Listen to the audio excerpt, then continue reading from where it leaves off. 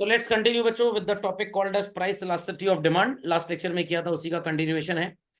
Everybody knows कि भाई law of demand क्या होता है and there is an inverse relationship. But law of demand आपको ये तो बता देगा कि प्राइस के चेंज होने से क्वांटिटी में रिवर्स चेंज आएगा। प्राइस बढ़ेगा तो quantity will go down, price घटेगा तो quantity will go up. But वो ये बिल्कुल भी नहीं बताएगा that by what extent such changes are permissible. ये कितना परसेंटेज बढ़ेगा या घटेगा, nobody is going to tell this while studying law of demand. इसी के लिए आपको फिनोमेना पढ़ना पड़ता है children, titled as elasticity. So मैंने आपको 5 बिहेवियर्स बताए थे, out of this 4 are written here. जब भी प्रोडक्ट का प्राइस फॉल होगा चिल्ड्रन, हो सकता है कंज्यूमर जितना परसेंटेज प्रोडक्ट का प्राइस गिरे या बढ़े उतना ही परसेंटेज क्वांटिटी में चेंज आए। हो सकता है थोड़ा कम चेंज आए, हो सकता है थोड़ा ज्यादा चेंज आए। And if it is an item of necessity, कोई भी चेंज नहीं आएगा। So these 5 behaviours are to be studied children. तो आप इस एग्जाम्पल को झटपट नोटिफाई कर लीजिए, जिसमें से 5 में से कम 4 बिहेवियर्स आपको एकदम सुपर क्लियर हो जाए। तो प्राइस 12 रुपए से 9 रुपए हो गया, इट वेंट डाउन बच्चों, और इट वेंट अप डाउन। कितने रुपए से कम हो गया बच्चों? 3 रुपी। 3 रुपी 12 रुपी का कितना परसेंट होता है?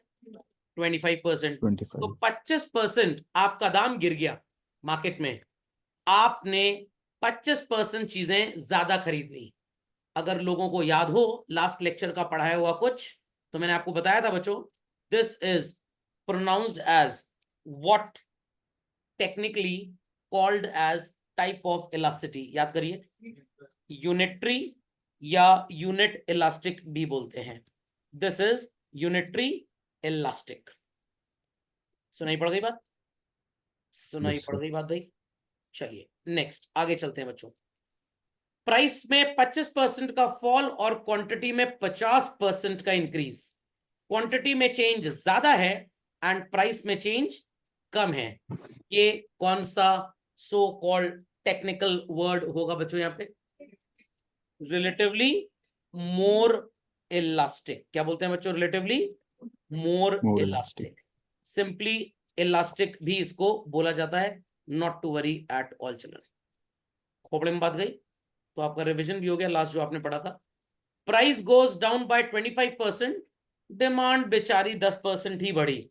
What this phenomena technically is called as when change in price is more and that in demand is comparatively less. क्या बोलते थे? लेस इलास्टिक, और children we can simply say inelastic. I repeat children, आप इसे less elastic या in elastic भी बोल सकते हैं। प्राइस कम तो हो गई बट कंज्यूमर्स की डिमांड में कोई भी चेंज नहीं आया। They were still buying same units of a commodity. This is called as which type of elasticity children? Perfectly what? Elastic और इन इलास्टिक? Inelastic. एक गिवन प्राइस पे तो कितना भी खरीद लेंगे, थोड़ा सा भी प्राइस बढ़ेगा तो भाग जाएंगे। और सर अगर थोड़ा सा भी घट गया तो क्या होगा? भयंकर लोग और आ जाएंगे। That is perfectly elastic. Elastic elastic in elastic तो ये था। वो आप प्राइस इंक्रीज के साथ ज्यादा अच्छा समझते हैं, इसलिए यहां पे इसको मैंने लिखा नहीं है। Fundamental is understood. तो एक एग्जाम्पल बच्चों इसके साथ और ले लीजिए ताकि आपका दोनों साइड्स क्लियर हो जाए। प्राइस 12 रुपीज से 9 रुपी हुआ था, करेक्ट चलन? करेक्ट चलन। नाउ वी आर अज्यूमिंग कि प्राइस 12 रुपीज से बढ़ के 15 रुपी हो गया। कितना इंक्रीज इन प्राइस नजर आ रहा है रुपीज में बच्चों? 3 रुपी इज व्हाट परसेंटेज ऑफ 9 रुपी? 25% दाम बढ़ा। कितना? 25%। आई रिपीट, कितना दाम बढ़ा बच्चों? 25%। I am drawing multiple possibilities. Case 1 में कितना गिरे हम, केस 2 में कितना गिरे, केस 3 में कितना गिरेंगे, और केस 4 में कितना गिरेंगे। Ready to hear this? सुनने को तैयार? चलिए, यहां पे हमने खरीदनी है 45 पीसेस। यहां पे सो कॉल्ड हमने लिए सिर्फ और सिर्फ 10 पीस। यहां पे हमारी क्वांटिटी गिर के हो गई 57। और यहां पे प्राइस बढ़ने पे हमने 0 खरीदना स्टार्ट कर दिया। कितना बच्चों? 0। तो moral of the story is this, when quantity price increases by 25%, customer पहले 60 यूनिट खरीद रहा था, अब कितने खरीद रहा है? 45। कितने यूनिट्स का रिडक्शन आया? 15। 15 यूनिट्स 60 यूनिट्स का कितना परसेंट होता है बच्चों? 25%। एक्सेलेंट जवाब। This is again called as the case of unitary elastic. खोपड़े में बात गई, case of unitary elastic. Logic understood well चलन? Logic understood well? कोई क्वेरी तो नहीं है? कोई क्वेरी तो नहीं है? चलिए सर। चलते हैं आगे। मार्केट में दाम तो 25% बढ़ गया। ये जो कस्टमर 60 यूनिट्स खरीद रहा था, ये 10 ही खरीद रहा है बस। कितना रिडक्शन हो गया? 50। नहीं, मैथ्स के हिसाब से बताना है। 60 से 10 पे जाएंगे तो डिफरेंस 50 होगा, 40 नहीं होगा। कुछ लोग हिस्ट्री के हिसाब से क्लास में आंसर देते हैं, सर पिछली बार 60 और 10 का डिफरेंस 50 निकाले थे और मैथ्स में फेल हो गए तो घर में चप्पल भी खाए थे। तो हिस्ट्री के हिसाब से आंसर नहीं देना है, सारा न्यूमेरिकल डेटा मैथमेटिकली एनालाइज किया जाएगा, नॉट हिस्टोरिकली और ज्योग्राफिकली और साइकोलॉजिकली और सोशियोलॉजिकली और पॉलिटिकली और लीगली और इलीगली और गैम्बलिली। समझ में आ गया? तो 60 से 10 कितने यूनिट्स का रिडक्शन आ गया? 50। 50 यूनिट्स 60 यूनिट्स का कितना प्रतिशत होता है? लगभग 84% के आसपास आंसर शायद आपका आना चाहिए। 84% आपकी डिमांड गिर गई मार्केट में, बहुत ज्यादा डिमांड गिर गई। क्यों गिर गई? क्योंकि आप जिस प्रोडक्ट में डील कर रहे हैं उसके अबंडेंट सब्स्टिट्यूट्स मार्केट में अवेलेबल हैं बच्चों। थोड़ा सा भी दाम अगर आप बढ़ाएंगे, आपके ढेर सारे कस्टमर उस सब्स्टिट्यूट को खरीदने भाग जाएंगे और इसको छोड़ देंगे। क्या आपको ऐसी बेवकूफी करनी चाहिए थी as a manager of a business, as a CEO? क्या आपको ऐसी पॉलिसी बनानी चाहिए थी? नो, आपको फूक फूक के कदम रखना है। तो जब भैया के लिए 15 रिश्ते आए, मम्मी विल एक्ट एज चुलबुल पांडे। मैं 15 में से एक बहू सेलेक्ट करूंगी। 15 भैया लोग हैं मोहल्ले में और कुल 3 दीदी लोग हैं शादी करने के लिए, स्वयंवर होएगा। समझ में आया कि नहीं आया? तो लड़के ज्यादा लड़कियां कम, तो लड़के की माँ चुलबुल पांडे बन जाएगी। समझ में आ गया? बहुत चॉइस है, बहुत चॉइस है। खोपड़े में बात गई। तो रिश्ता क्या कहलाता है? इलास्टिक। रिश्ता क्या कहलाता है? इलास्टिक। बच्चे कहेंगे सर कहीं से कुछ भी जुड़ गया है तो ये भी तो इलास्टिक हो गया। नहीं समझे? नहीं समझे? समझ में आ गया? प्रणव भाई के लिए रिश्ता आया, लड़की वाले कह रहे हैं 25% दहेज बढ़ाओ। मम्मी कह रही है मां लड़का है, हमें दहेज मिलना चाहिए। अब उल्टा हो गया है, सरकारी नियम आ गया है, अब लड़के वाले दहेज देंगे। तो लड़के वालों से बोला जा रहा है दहेज की रकम बढ़ाओ। मम्मी कह रही जाओ भाड़ में, हम दूसरा रिश्ता कर लेंगे। तो लड़कियों की डिमांड इलास्टिक है मार्केट में। Is that clear? Is that clear? चलिए, 60 यूनिट्स खरीद रहे थे जब प्राइस 12 था, अब बढ़ के 15 हो गया। We are buying still 57। हम अभी भी मोर और लेस क्वांटिटी को खरीद रहे हैं। This is the case of less elastic या इन इन इलास्टिक। लास्ट। खोपड़े में बात गई, खोपड़े में बात गई।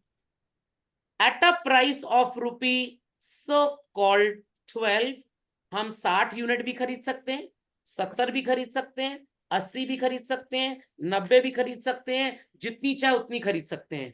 थोड़ा सा भी प्राइस बढ़ जाएगा, दुम दबा के मार्केट से भाग जाएंगे, क्योंकि 12 रुपए तक तो इस कमोडिटी की औकात ठीक थी, अब ये हमें अच्छी बिल्कुल भी नहीं लग रही। तो कितनी क्वांटिटी हो गई?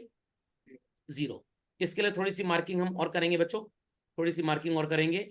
At a price of rupee what is called as 12, we can buy 60, we can buy 70, we can buy 80, we can buy 90।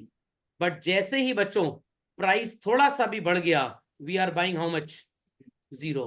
It is called as perfectly elastic. खोपड़े में बात गई, खोपड़े में बात गई। अब इन्हीं यस सर। 5 डिग्रीज का परफेक्टली इनइलास्टिक बच्चों तब होता है जब प्राइस गिरने पे या प्राइस बढ़ने पे देयर इज नो चेंज। यहाँ पे प्राइस गिरने पे तो नो चेंज था, बट बढ़ने पे ये 0 हो गया। तो अगर 12 रुपए पे आप 60 खरीद रहे हैं, आप 15 पे भी 60 खरीदते, then it would have been perfectly inelastic. मैंने इसीलिए हैश साइन लगाया, मैंने एग्जाम्पल यहां चेंज कर दिया। इन 3 का तो हमने रिवर्स एग्जाम्पल लिया था, बट चौथे का रिवर्स नहीं लिया, एडिशनल लिया है। खोपड़े में बात गई। चलिए बात उठिए तो फिर क्लियर कर देता हूं। 9 रुपए प्राइस हो गया 12 रुपए से, 12 रुपी पे भी आप 60 खरीद रहे हैं और 9 पे भी आप 60 खरीद रहे हैं, it is perfectly inelastic. 15 पे भी अगर आप 60 खरीदते रहते, it would have been perfectly inelastic. But मैंने क्या बोला, 12 रुपए पे you could buy 60, 70, 80 and even 90, but थोड़ा सा भी दाम बढ़ेगा आप कुछ भी नहीं खरीदेंगे, इट इज परफेक्टली इलास्टिक। खोपड़े में बात गई कि नहीं गई? पक्का। हमने कौन सा मैथ्स यूज किया इस चेंज को पता लगाने में बच्चों? परसेंटेज। तो 3 तरीके से कैलकुलेशन आपको पढ़ाया जाएगा। एक तो खैर आप पढ़ चुके हैं, बट आपने इनफॉर्मली पढ़ा है। फॉर्मली आपको एक परसेंटेज मेथड पढ़ाएंगे, एक टोटल आउटले मेथड पढ़ाएंगे और एक ज्योमेट्रिक मेथड पढ़ाएंगे। इतनी बात समझ में आ गई? तो झटपट बच्चों इसको अपडेट कर ले। It's a repeat of the previous lecture, but एक रिवीजन हो जाएगा आपका। Clear the screen? सबने कॉपी कर लिया? चलिए लेट्स कंटिन्यू फर्दर। तो price elasticity of demand Alfred Marshall and उनके डिसाइपल लोगों ने दिया था। मैंने आपको डेफिनेशन लास्ट लेक्चर पे लिखवा दी थी, तो फिर से लिखने की कोई जरूरत नहीं है। इन 5 पैरामीटर्स को नाम दिया जाता है बच्चों 5 कोएफिशिएंट्स, और इनको कैलकुलेट करने के 3 मैथमेटिकल एंड ग्राफिकल तरीके होते हैं बच्चों। तो पहला is unitary elastic, then it is elastic, inelastic, perfectly elastic and perfectly inelastic. ये तो सबको आता है। सर ब्रैकेट में there is some information mentioned, नजर आया? सर ये इंफॉर्मेशन कैसे सेटल होगी? कोई भी टेंशन लेने की आपको जरूरत नहीं है। सिर्फ और सिर्फ आप अपने उसी पेज पे जहां पे आपने अभी एग्जांपल्स कॉपी किए हैं, वहां पे बस ये हेडिंग लिख लें बच्चों, कॉम्पोजिशन ऑलरेडी आप लिख चुके हैं। चलिए तो लेट्स अंडरस्टैंड कि भाई हम कैसे इन 5 डिग्रीज का कैलकुलेशन समझेंगे। बट बच्चों उससे पहले मैं आपको कुछ लिखवाना चाहता हूं कॉपी में। हेडिंग लिखिए, methods for measuring price elasticity of demand. So बच्चों we have 3 methods. First is called as percentage method. Second is called as total outlay method. And third is called as geometric और point method. कौन सा method बच्चों? Geometric और point method. Khopde में बात गई। तो आज के लेक्चर में हम पढ़ेंगे what is called as percentage method.